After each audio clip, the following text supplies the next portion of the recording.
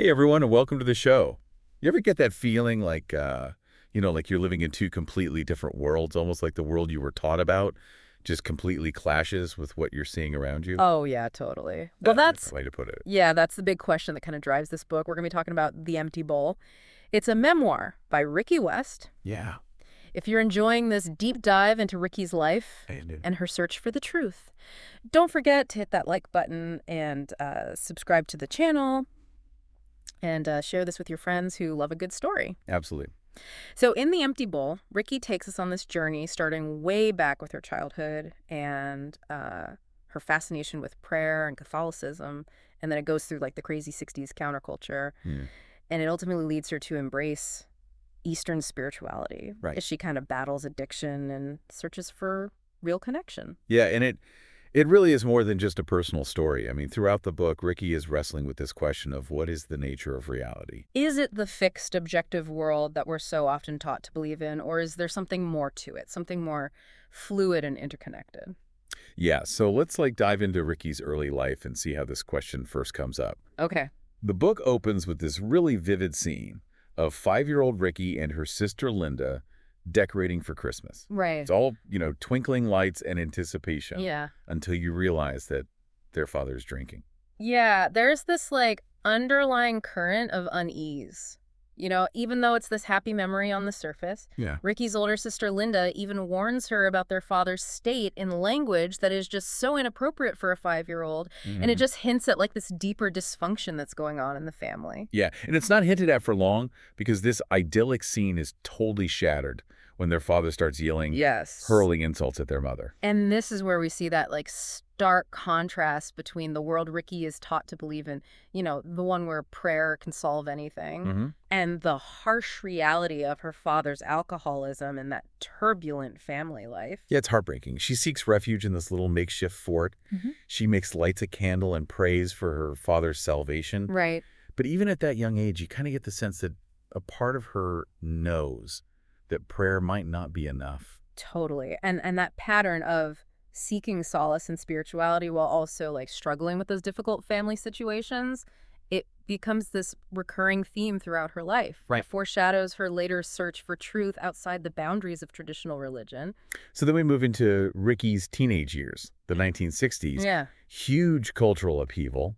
She's experimenting with LSD and marijuana while also excelling academically. Right. And even displays this sharp wit that she clearly got from her father, Oh, yeah. who's a comedy writer. Yeah. There's this hilarious story where she impersonates her science teacher so perfectly that she's sent to the principal's office. Yeah, that's a great anecdote. It really highlights not only Ricky's humor, but that rebellious streak, like a willingness to question authority. Right.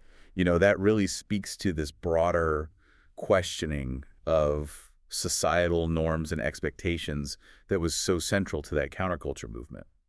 But alongside that rebellion, there's this growing disillusionment with traditional religion. Yes. Rikki starts to question the teachings of the Catholic Church and kind of finds them more and more at odds with her own experiences and observations. And that questioning is so important. It really sets the stage for her later exploration of Eastern spirituality. Right. It's like she's recognizing the limits of this worldview that doesn't allow for all the complexities and contradictions of being human. So that exploration of Eastern spirituality really gets going when Rikki moves to California for college. Exactly. She ends up at UC Santa Barbara during a really turbulent time. Oh, yeah. You've got student protests, the Vietnam War, the assassinations of Martin Luther King Jr. and Bobby Kennedy, Yeah. a period of massive social and political change. And then mirroring that there is also a lot of turmoil in Ricky's own personal life. She gets caught shoplifting with her sister, and this leads to a tense court appearance. Right. And it just creates even more strain in her relationship with her parents. Yeah, that shoplifting incident is really significant. It goes beyond teenage rebellion. Oh, yeah. It's almost like this symbolic act of defiance against those societal expectations. Right. It really highlights the growing disconnect between Ricky's inner world and those external pressures that she's facing. Yeah, she's really craving a deeper understanding of herself and the world around her. Right. Something that traditional religion isn't giving her. And this is where Eastern spirituality starts to fill that void. Exactly. What's interesting here is that Eastern spirituality, unlike the strict dogma of Ricky's Catholic upbringing, it really emphasizes personal experience and self-discovery as the path to truth. Right. It resonated with her because it offered a framework that encouraged introspection and questioning rather than just blind faith. So she starts experimenting with chanting meditation and diving into these concepts of consciousness and awareness. I love that early anecdote about her initial skepticism towards chanting. Oh, yeah. She finds it strange at first, but then she witnesses firsthand its impact on people. That's a turning point for her. Yeah. It opens her up to the possibility that there's more to reality than what we see, that there are these unseen forces that can really have a deep impact on our lives. She's starting to sense that maybe reality isn't as fixed and objective as she once thought. And this exploration of spirituality is happening at the same time as another big event in her life. Yeah. Rikki coming out as gay in the late 70s. And you have to remember, this is a time when societal acceptance of homosexuality was far from a given. Right. It was a courageous move, Right. A real declaration of self-acceptance in the face of so much potential prejudice and discrimination. Absolutely. And this really solidified her commitment to living authentically and seeking truth, both within herself and in the world around her. And this is all happening while she's navigating the challenges of early adulthood. So in the next part, let's explore how these experiences coming out, diving deep into Eastern spirituality, shape her journey as she faces these even bigger challenges like addiction and heartbreak. Yeah, it's really interesting to see how these different parts of Ricky's life, like her spiritual exploration, her coming out, and her struggles with addiction, all kind of weave together. Yeah, And they really push her closer to that core question about the nature of reality. for sure. And I think one of the most powerful examples of this is her experience with Alcoholics Anonymous. Oh, yeah. It's not just about getting sober. Yeah. It becomes like this profound exploration of self-awareness and the power of community. Yeah, and what's really striking is how the 12 steps of AA, while they're rooted in Christianity, they actually resonate with the ideas of self-reflection and transformation that you find in Eastern spirituality. That's true. Rikki finds comfort in the shared vulnerability of those meetings, that honesty and the recognition of something bigger than herself. Yeah, and there's that one scene where she's going through this really painful breakup and she fights the urge to drink by calling her AA sponsor. Yes, It's so raw and real. it is. It shows how those 12 steps can become a lifeline, a practical way to deal with life's challenges. And it really highlights the importance of connecting with other people in order to heal and grow. Yeah, It's not just about willpower. It's right. about recognizing that we're all connected and that we need support from each other. Absolutely. And then comes what feels like a big turning point in the book, that meditation workshop. Right? This is where Rikki experiences this huge shift in how she sees herself and reality. This workshop really becomes a catalyst for her spiritual awakening. Yeah. And it's not just about learning some techniques, it's about actually experiencing something really profound. So she does this guided meditation where she's told to focus on her breath, Right. and then she gradually expands that awareness to her whole body, the room, and eventually the whole world outside. And it's through this exercise that she has this breakthrough moment. Yep. This visceral understanding that her sense of self or her ego is actually fluid and interconnected with everything around her. Exactly. It challenges that deep-seated belief in a separate, independent self that we have. She starts to glimpse the possibility that we're all part of this larger web of being. Right. And this realization, this new way of seeing things, has huge implications for how she deals with life's challenges. She develops this new resilience. Yes. She faces career setbacks, the struggles of being a mom, and the challenges of co-parenting with her gay friends. Right. But she handles them with so much more grace and acceptance. And we see how powerful a chosen family can be. Yeah. Like the way her co-parent Robert supports her during a really tough time. Yeah. It's a beautiful example of the love and strength that can exist outside of traditional family structures.